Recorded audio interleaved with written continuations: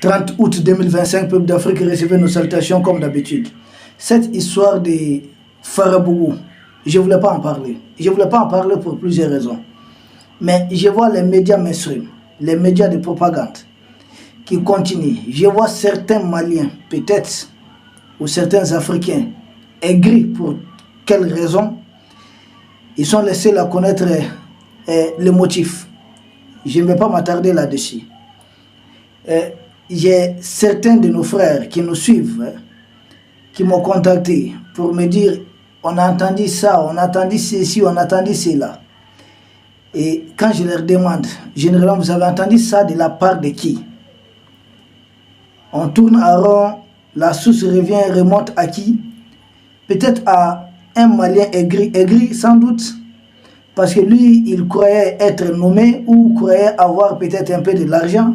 Nous, on a dit ce combat-là, on ne paye personne. Nous sommes dedans, hein? Comme ça, on ne paye personne, personne ne doit s'attendre à une récompense quelconque de la part d'une autorité. Non loin. Chaque jeune leader engagé dans un combat doit avoir déjà un travail. Nous, bien avant cette transition, nous avons notre travail. Nous travaillons. Donc, parce qu'on a habitué certains jeunes à certaines facilités. Tel est aux affaires, vous parlez bien de lui, il vous fait ça les mois, il vous donne ceci, il vous met dans tel véhicule, il vous met dans de telles conditions. Non. Des volontaires, des gens peuvent, je peux dire, bon, tiens mon frère, je t'accompagne, d'accord, je peux comprendre ça.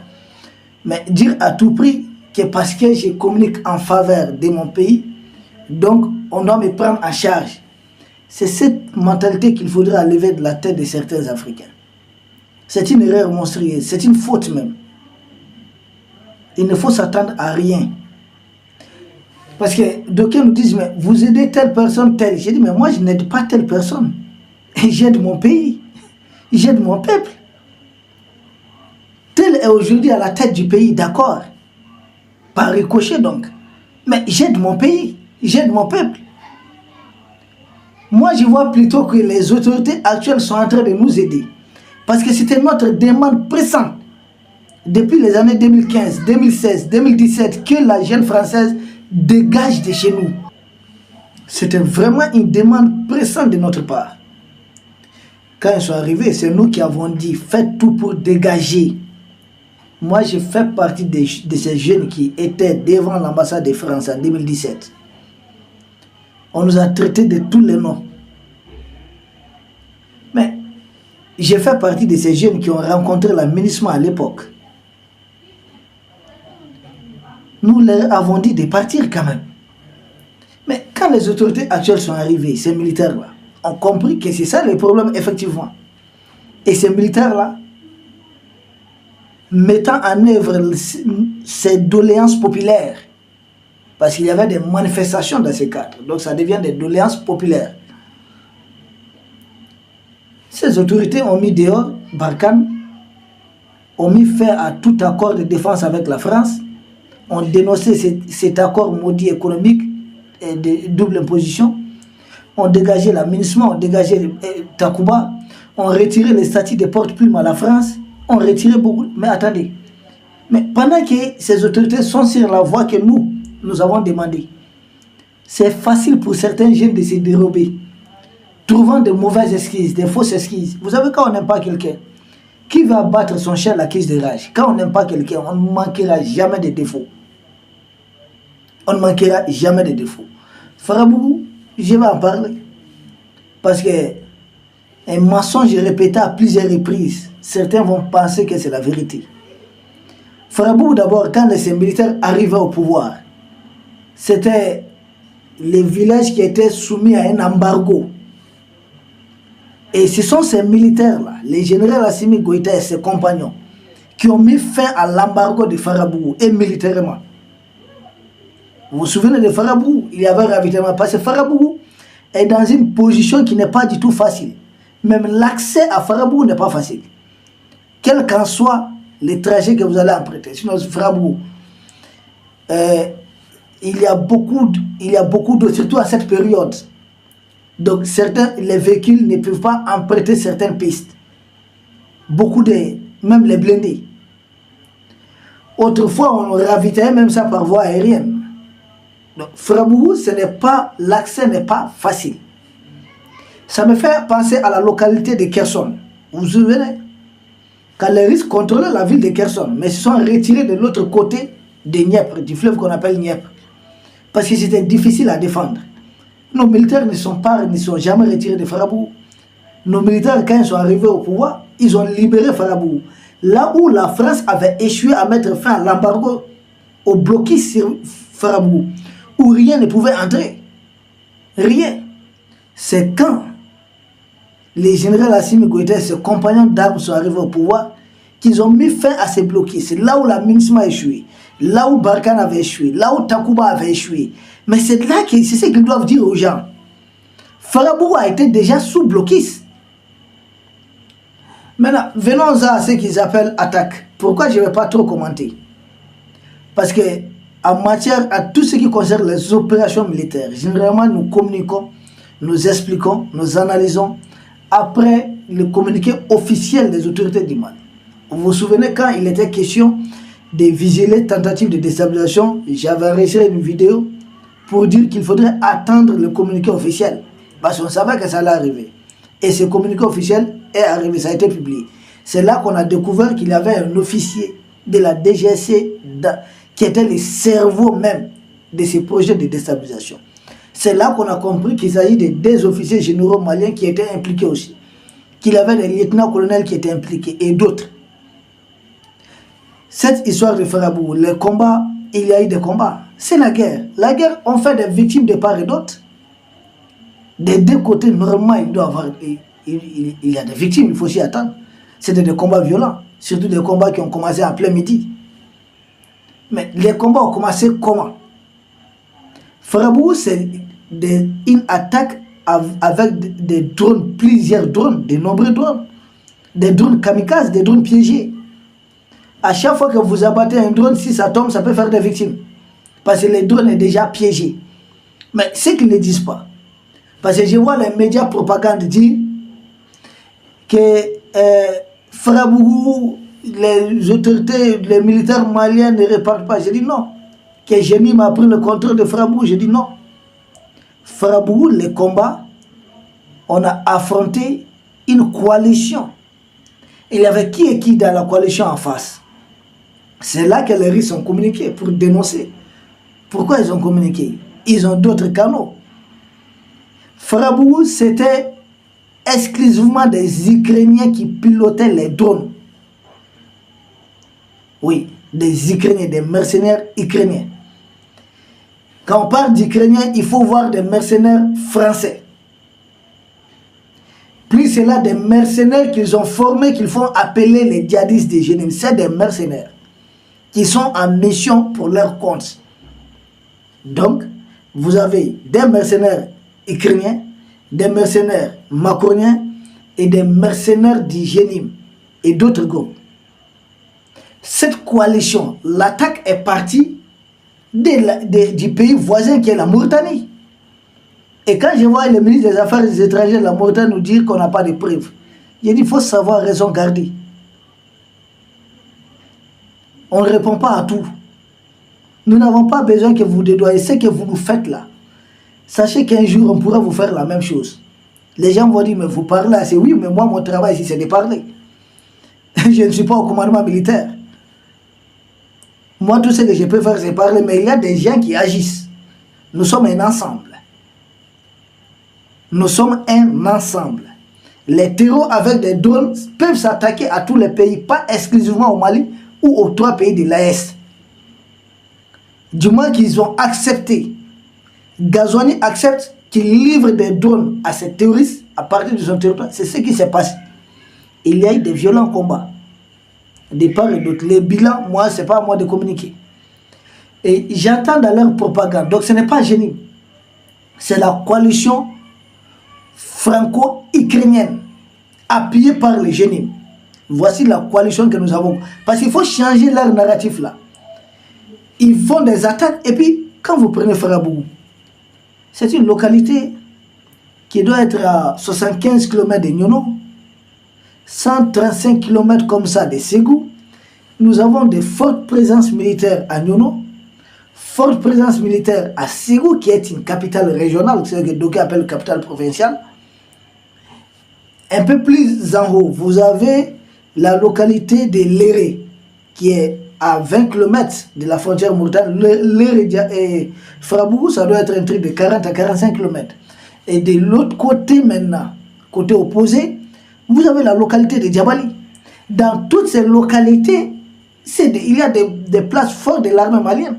Donc Djabali même stratégiquement est presque entouré des positions de l'armée malienne. La seule position qui reste un couloir un peu libre, c'est entre Djabali et la Mauritanie. Et c'est de là qu'ils sont venus. C'est le seul couloir. C'est de là qu'ils sont venus parce que voilà, nous avons par endroit une forêt un peu. Donc Djabali c'est un peu ça. Et puis une zone un peu difficile d'accès. Mais Djabali est entouré des positions stratégiques de l'armée malienne.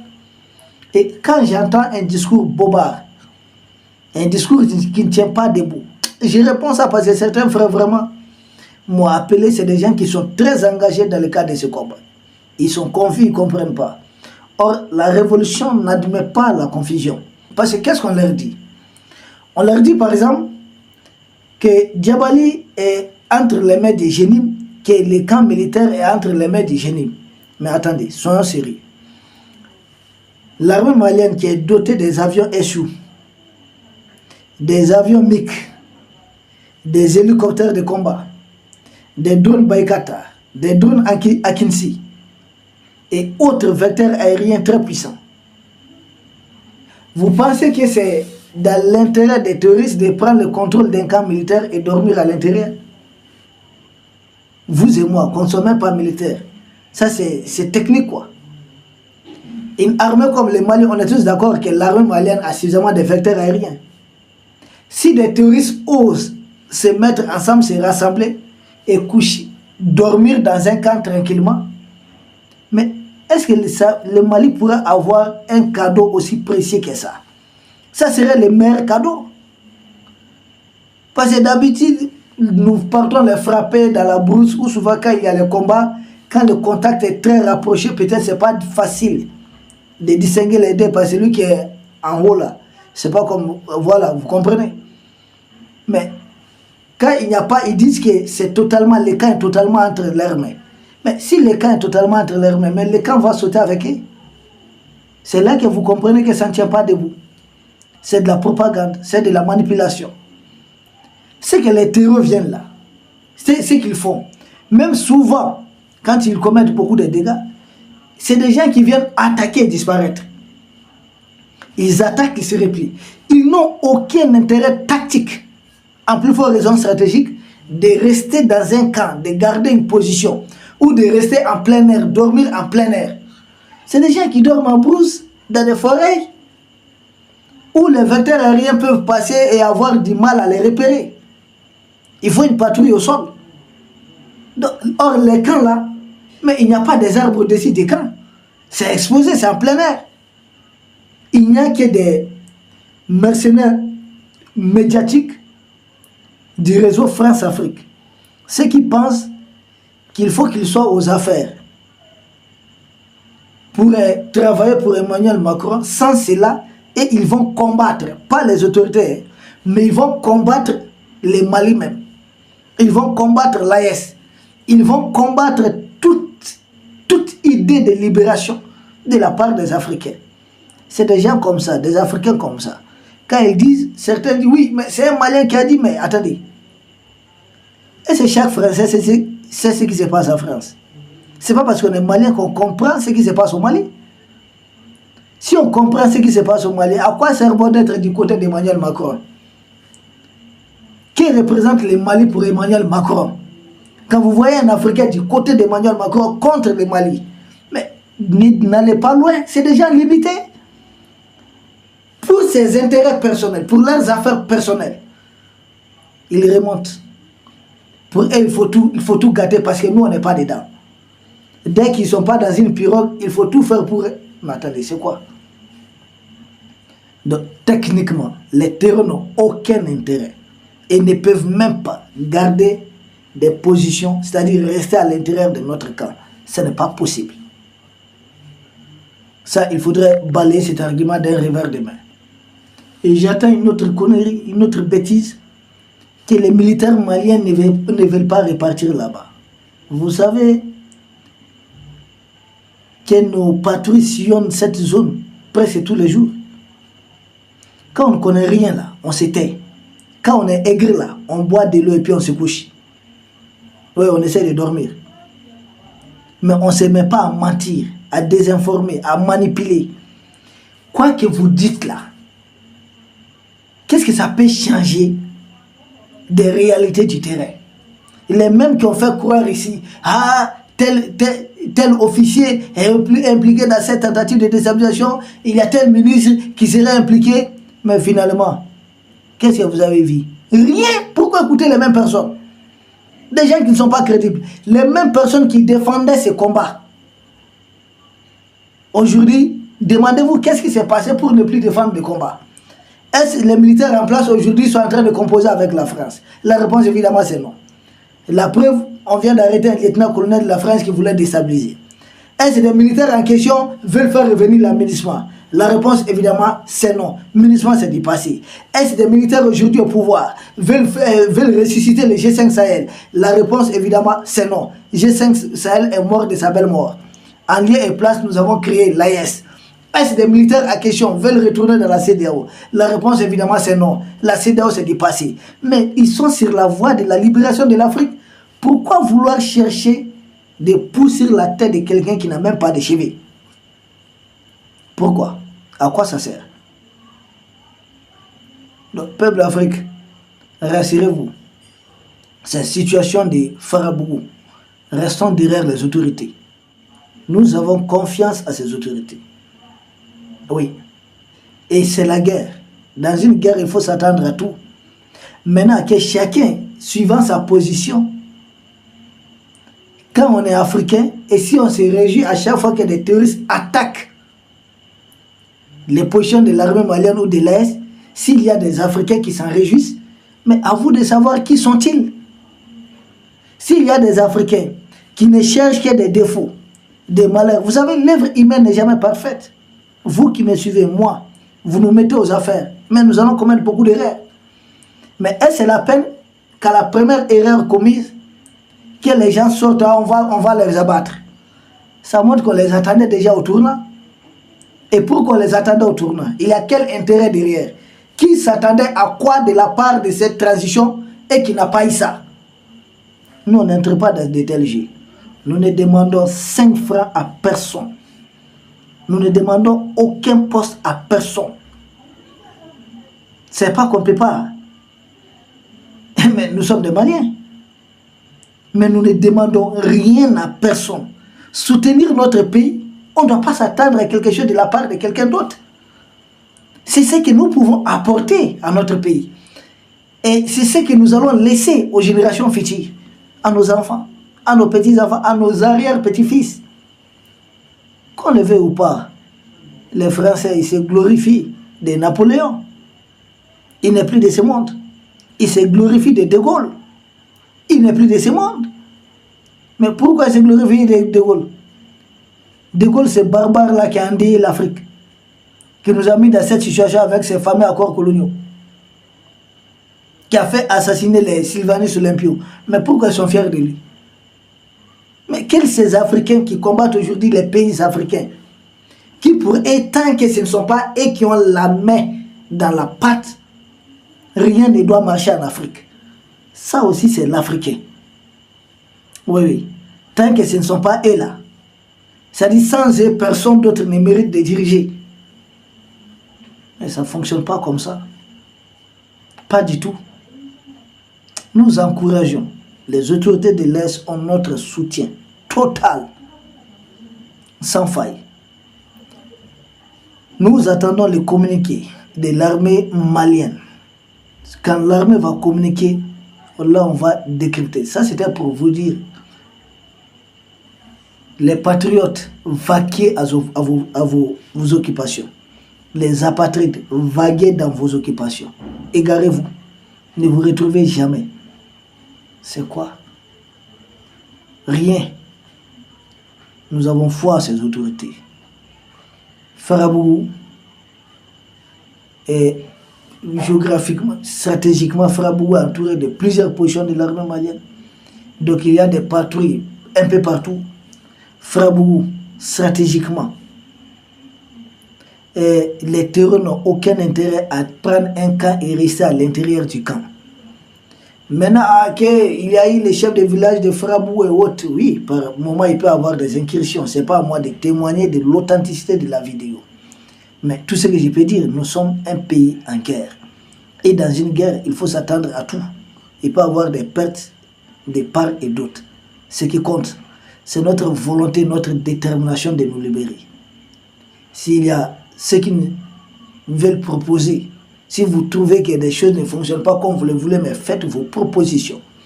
Mais ne dites pas, si ce n'est pas moi aux affaires, je combats le pouvoir. Si ce n'est pas mon mentor, je combats le pouvoir. C'est la honte. Nous vous remercions, peuple d'Afrique. Et nous espérons vous retrouver demain pour un autre sujet au sommet de l'actualité. Merci.